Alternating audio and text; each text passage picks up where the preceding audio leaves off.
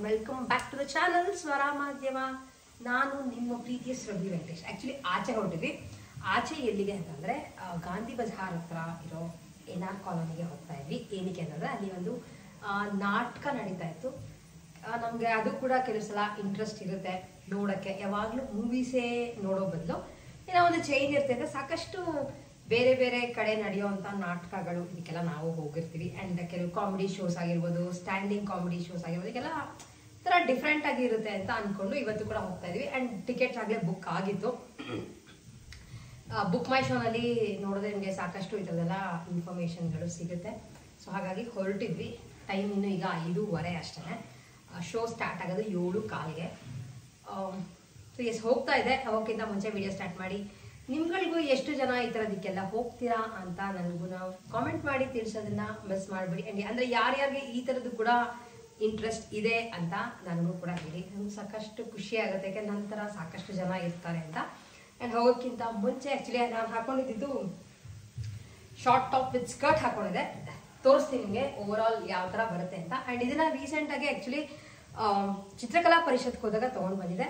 Last day ಆಗಿದ್ರಿಂದ ಸಾಕಷ್ಟು ಕಮ್ಮಿ ರೇಟ್ಗಳಿಗೆ ಕೊಡ್ತಾ ಇದ್ರು. ಸೊ ಈ ಟಾಪ್ ಆ್ಯಕ್ಚುಲಿ ಪೇ ಮಾಡಿದ್ದು 300 rupees ಕೊಟ್ಟೆ ಅಷ್ಟೇ. ಚೆನ್ನಾಗಿದೆ. ಸ್ಲೀವ್ಲೆಸ್ ಟಾಪ್ ಒಂಥರ ಡಿಫ್ರೆಂಟ್ ಆಗು ಕಾಣಿಸುತ್ತೆ ಅಂತ ಹಾಕೊಳ್ಳಿ. ಜೀನ್ಸ್ಗೂ ಹಾಕೋಬಹುದು, ಬಟ್ ನಾನು ಇವತ್ತು ಅದರ ಸ್ಕರ್ಟ್ ಜೊತೆ ಮ್ಯಾಚ್ ಮಾಡಿದ್ದೀನಿ. ನಿಮ್ಗಳಿಗೂ ತೋರಿಸ್ತೀನಿ ಯಾವ ಥರ ಓವರ್ ಆಲ್ ಲುಕ್ ಯಾವ ಥರ ಇದೆ ಅಂತ. ಯಾಕೆಂದರೆ ಈ ಥರ ಕಲಂಕಾರಿ ಟಾಪ್ ಅಥವಾ ಕಲಂಕಾರಿ ಕುರ್ತಾಸ್ ಏನಾದ್ರು ಹಾಕೊಂಡ್ರೆ ನೀವು ಹಾಕೊಳ್ಳೋ ಅಂಥ ಸಿಲ್ವರ್ ಇಯರಿಂಗ್ಸ್ ಸಕ್ಕದಾಗಿ ಮ್ಯಾಚ್ ಆಗುತ್ತೆ. ಸೊ ಹಾಗಾಗಿ ಈ ಇಯರಿಂಗ್ನ ಹಾಕೊಳ್ಳೋಣ ಅಂತ ಅನ್ಕೋತಾ ಇದ್ದೆ. ಈ ಇಯರಿಂಗ್ಸ್ ಸ್ಪೆಷಾಲಿಟಿ ಏನು ಅಂತ ಅಂದರೆ, ನಾನು ಆ್ಯಕ್ಚುಲಿ ಸ್ಕೂಲಲ್ಲಿ ಇದ್ದಾಗ ಈ ಲಂಬಾಣಿ ಡ್ರೆಸ್ಗಳು ಬರೋದು ನಿಮ್ಗೆ ಗೊತ್ತಿರೋ ಕೌಡೆ ಕನ್ನಡಿ ಎಲ್ಲಾನು ಇರೋದು. ಅದಕ್ಕೆ ಮ್ಯಾಚಿಂಗ್ ಆಗಿ ಈ ಥರದ್ದು ಸರ ತಗೊಂಡಿದ್ದೆ. ಇಯರಿಂಗ್ಸ್ ಇರಲಿಲ್ಲ. ಈ ಥರದ್ದು 3 ಪೆಂಡೆಂಟ್ ಥರ ಕೊಟ್ಟಿದ್ರು. 1, 2, 3 ಪೆಂಡೆಂಟ್ ಥರ ಇತ್ತು. ಒಂದು ಎಲ್ಲೋ ಲೈಕ್ ಹಾಳಾಗೋಗ್ಬಿಡ್ತಾರೆ, ಎಲ್ಲೋ ಮಿಸ್ಪ್ಲೇಸ್ ಆಗೋಯ್ತು. ಸೊ ಅದನ್ನ ಏನು ಮಾಡಿದೆ ಅಂದರೆ, ಕಲರ್ ಚೆನ್ನಾಗಿತ್ತು, ಡಿಸೈನ್ ಚೆನ್ನಾಗಿತ್ತು ಅಂತ ನೀವು ಅಬ್ಸರ್ವ್ ಮಾಡಿದ್ರೆ ಇದಕ್ಕೊಂದು ಮೇಲ್ಗಡೆ ಹುಕ್ ಹಾಕೊಂಡಿದ್ದೀನಿ. ಹುಕ್ ಹಾಕೊಂಡು ಇಯರಿಂಗ್ಸ್ ಥರ ರೆಡಿ ಮಾಡ್ಕೊಂಡಿದ್ದೀನಿ. ಲುಕ್ ಚೆನ್ನಾಗಿರುತ್ತೆ. ಆಮೇಲೆ ಇದು ಬ್ಲ್ಯಾಕ್ ಲೈಕ್ ಆಕ್ಸಿಡೈಸ್ಡ್ ಸಿಲ್ವರ್ ಥರ ಗೊತ್ತಾಗ್ತಿರ್ಬೋದು ನಿಮಗೆ. ಬ್ಲ್ಯಾಕಲ್ಲಿ ಇದೆ, ಚೆನ್ನಾಗಿ ಕಾಣಿಸುತ್ತೆ. ಆ್ಯಂಡ್ ಇದ್ರ ಸರ ಇಟ್ಕೊಂಡಿದ್ರು ಚೆನ್ನಾಗಿರೋದು, ಬಟ್ ಸರ ಎಲ್ಲೋ ಹಾಳಾಗೋಗ್ಬಿಡ್ತು. ಇಲ್ಲಿ ನೋಡಿ. ಸೊ ಈ ಥರ ಇದೆ. ಲುಕ್ ಚೆನ್ನಾಗಿರುತ್ತೆ ಅಂತ ಈ ಥರದ್ದನ್ನೆಲ್ಲ ಹಳೇದು ಏನೇನು ಇರುತ್ತೋ ಯಾವುದನ್ನು ವೇಸ್ಟ್ ಮಾಡ್ದಂಗೆ ಇಟ್ಕೊಂಡಿರ್ತಾರೆ. ಅದಕ್ಕೆ ಒಂದು ಟ್ಯಾಗ್ ಹಾಕೊಂಡ್ರೆ ಸರ ಆಗುತ್ತೆ, ಇಲ್ಲ ಈ ಥರದ್ದು ಇಯರಿಂಗ್ಸ್ ಆಗುತ್ತೆ, ಇಲ್ಲ ಇನ್ನೊಂದು ಐಡಿಯಾ ಏನು ಅಂತಂದ್ರೆ ಪ್ಲೇನ್ ಟಾಪ್ಸ್ ಇದ್ರೆ ಅದಕ್ಕೆ ನೀವು ಇಲ್ಲಿ ಮೇಲೆ ನೆಕ್ ಕೊಟ್ಟಿರ್ತಾರಲ್ಲ, ಇಲ್ಲಿಗೆ ಸಿಗಿಸ್ಕೊಂಡ್ರೆ ಅದು ಕೂಡ ಒಂದು ಡಿಸೈನ್ ತರ ಕಾಣಿಸುತ್ತೆ. ಸೊ ಒಂದು ಏನಾದ್ರು ಇದ್ರೆ ಕ್ರಿಯೇಟಿವ್ ಆಗಿ ಮಾಡ್ಕೋತೀವಿ ಅಂದ್ರೆ ಸಾಕಷ್ಟು ಮಾಡ್ಕೋಬಹುದು. ಸೊ ಎಸ್ ಈಗ ಹೊರಡ್ತಾ ಇದೀನಿ, ನೋಡೋಣ ಗಾಂಧಿ ಬಜಾರೆಲ್ಲ ಇದೆ. ಡೆಫಿನೆಟ್ಲಿ ನಿಮ್ಗಳಿಗೂ ತೋರಿಸ್ತೀನಿ. ಹಾಗೆ ನನ್ನ ಓವರ್ ಆಲ್ ಡ್ರೆಸ್ ಯಾವ ತರ ಇದೆ ಅನ್ನೋದನ್ನ ನಿಮ್ಗಳಿಗೂ ಡೆಫಿನೆಟ್ಲಿ ತೋರಿಸ್ತೀನಿ.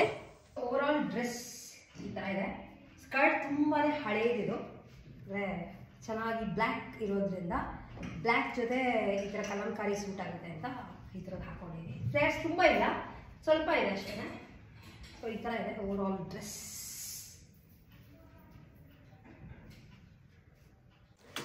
ನಾವು ಹೋಗಿದ್ದು ಅಂತರಂಗ ಟೀಮ್ ಅವರು ಮಾಡ್ತಿದ್ದಂಥ ಹಸ್ಬೆಂಡ್ 360 ಅಂತ ಒಂದು ಆ್ಯಕ್ಚುಲಿ ಕಾಮಿಡಿ ಶೋ ಇದು NR ಕಾಲೇಜ್ನಲ್ಲಿ ಇರುವಂಥ C ಅಶ್ವಥ್ ಕಲಾಭವನದಲ್ಲಿ ನಡೀತಿತ್ತು. ಆ್ಯಂಡ್ ಸುಮಾರು ಈ ಥರ ನಾಟಕಗಳು ಪ್ರತಿ ವಾರ ಇಲ್ಲಿ ನಡೀತಾನೆ ಇರುತ್ತೆ. ಪುದೀನ ಚಟ್ನಿ ಮಾಡ್ಕೊಳ್ಳೋಕ್ಕೆ ಒಂದು ಮಿಕ್ಸರ್ ಜಾರ್ಗೆ ಒಂದು ಸ್ವಲ್ಪ ಪುದೀನ ಹಾಗೆ ಕೊತ್ತಂಬರಿ ಸೊಪ್ಪು ಮತ್ತು ಶುಂಠಿ ಹಾಕ್ಕೊಂಡು ಇದನ್ನು ಸ್ವಲ್ಪ ನೀರು ಹಾಕ್ಕೊಂಡಿದ್ದೀನಿ. ಹಾಗೆ 1, 2, 3 ಮೆಣಸಿನ್ಕಾಯಿ ಹಾಕ್ಕೊಂಡು ನುಣ್ಣಗೆ ರುಬ್ಕೊಂಡಿದ್ದೀನಿ. ಆ್ಯಂಡ್ ಸ್ವಲ್ಪ ಇದಕ್ಕೆ ಉಪ್ಪನ್ನ ಕೂಡ ಆ್ಯಡ್ ಮಾಡ್ಕೋಬೇಕಾಗತ್ತೆ. ಗ್ರೀನ್ ಚಟ್ನಿ ರೆಡಿಯಾಗಿದೆ. ನಾನು ನಿಮಗೆ ಒಂದು ಸ್ವಲ್ಪ ಉಪ್ಪು ಹಾಕೋದು ತೋರಿಸಲ್ಲ. ಉಪ್ಪು, ನಿಂಬೆಹಣ್ಣು ಒಂಚೂರು ಹಾಕ್ಕೊಂಡು ನುಣ್ಣಗೆ ಇದನ್ನು ರುಬ್ಬಿಟ್ಕೊಂಡು ಅಷ್ಟೇ. ಆ್ಯಂಡ್ ಇದನ್ನು ಫ್ರಿಜ್ನಲ್ಲಿ ನೀವು ಆರಾಮಾಗಿ ಸ್ಟೋರ್ ಮಾಡ್ಕೋಬೋದು. ನೆಕ್ಸ್ಟ್ ತೊಗೊಂಡಿರೋದು ಫಿಲ್ ಮಾಡೋಕ್ಕೆ ಆಲೂಗಡ್ಡೆ ತೊಗೊಂಡಿದ್ದೀನಿ. ಆಲೂಗಡ್ಡೆನ ಇದು ಬೇಯಿಸ್ಕೊಂಡು ಇದನ್ನು ಸುಮ್ಮನೆ ಲೈಟಾಗಿ ಮ್ಯಾಶ್ ಮಾಡಿ ಇಟ್ಕೊಂಡಿದ್ದೀನಿ. ಇದಕ್ಕೆ ಸ್ವಲ್ಪ ಉಪ್ಪು, ಹಾಗೆ ಇದು ಜಿಂಜರ್ ಗಾರ್ಲಿಕ್ ಪೌಡರ್. ನೀವು ಬೇರೆ ಸಪ್ರೇಟಾಗಿ ಬರೀ ಗಾರ್ಲಿಕ್ ಪೌಡರ್, ಜಿಂಜರ್ ಪೌಡರ್ ಇದ್ದರೂ ಆ್ಯಡ್ ಮಾಡ್ಕೊಬೋದು.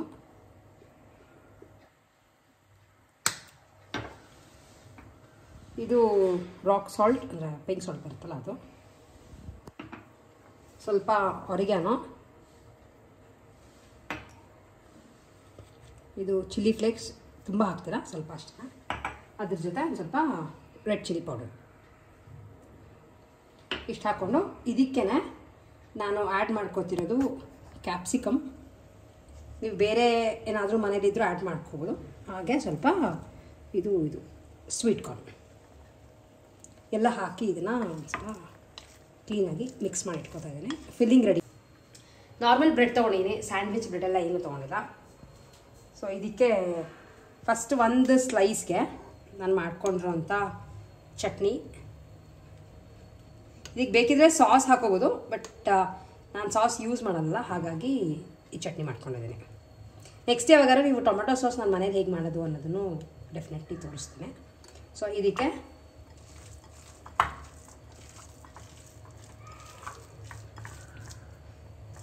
ಇದ್ರ ಮೇಲೆ ಸ್ಟಫಿಂಗ್ ರೆಡಿ ಮಾಡ್ಕೊಂಡಿದ್ನಲ್ಲ ಅದನ್ನು ಹಾಕ್ತಾಯಿದ್ದೀನಿ. ಸ್ವಲ್ಪ ಜಾಸ್ತಿನೇ ಹಾಕ್ತೀನಿ, ಯಾಕೆಂದರೆ ವೆಜಿಟೇಬಲ್ ಕಂಟೆಂಟ್ ಅಲ್ವಾ. ಇದ್ರ ಮೇಲೆ ರೌಂಡಾಗಿ ಕಟ್ ಮಾಡ್ಕೊಂಡಿದ್ದೀನಿ ಆನಿಯನ್ನ. ಇದೆಲ್ಲ ನಿಮಗೆ ಆಪ್ಷನಲ್, ಯಾವ್ದು ಬೇಕಾದ್ರೂ ಹಾಕೋಬೋದು. ಹಾಗೆ ಒಂದೊಂದು ಸೌತೆಕಾಯಿ.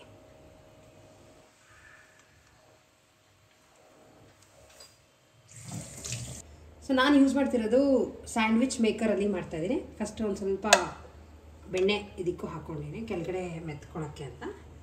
ಹಾಗೆ ನಾನು ಚೂರು ಬೆಣ್ಣೆನ ಇದಕ್ಕೆ ಹಾಕ್ತಾಯಿದ್ದೀನಿ, ಬಟ್ ಇದು ಸ್ವಲ್ಪ ಗಟ್ಟಿ ಇದೆ, ಹಾಗಾಗಿ ಅದು ಹೆಂಗಿದ್ರು ಬಿಸಿಗೆ ಇಡ್ತೀನಲ್ಲ ಕರಗುತ್ತೆ. ಸೊ ಇಷ್ಟು. ಸೊ ಇದು ರೆಡಿ ಮಾಡ್ಕೊಂಡಿರೋದನ್ನು ಇದ್ರ ಮೇಲೆ ಈ ಥರ ಇಡ್ತಾಯಿದ್ದೀನಿ. 2 ಸೆಟ್ ಒಟ್ಟಿಗೆ ಹೋಗುತ್ತೆ, ಸ್ಕ್ವೇರ್ ಆಗಿರೋದ್ರಿಂದ ಇದನ್ನು ಪ್ರೆಸ್ ಮಾಡಿ ಇಟ್ಟಿರ್ತೀವಿ.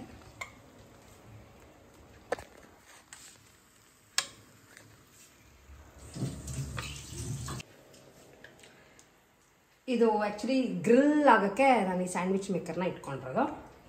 ಸೊ ಇಲ್ಲಿ ನೋಡಿ ಚೆನ್ನಾಗಿ ಆಗುತ್ತೆ, 2 ಸೈಡ್ ಒಟ್ಟಿಗೆ ಕುಕ್ ಆಗುತ್ತೆ. ಸೊ ನೀವು ಅದನ್ನು ಉಲ್ಟಾ ಮಾಡಬೇಕು, ತವದ ಮೇಲೆ ಹಾಕಿದಾಗ ಆ ಥರದ್ದು ಏನೂ ಪ್ರಾಬ್ಲಮ್ ಇಲ್ಲ. ಆ್ಯಂಡ್ ಇದಾಗಿದೆ, ಗೋಲ್ಡನ್ ಬ್ರೌನ್ ಆಗಿದೆ.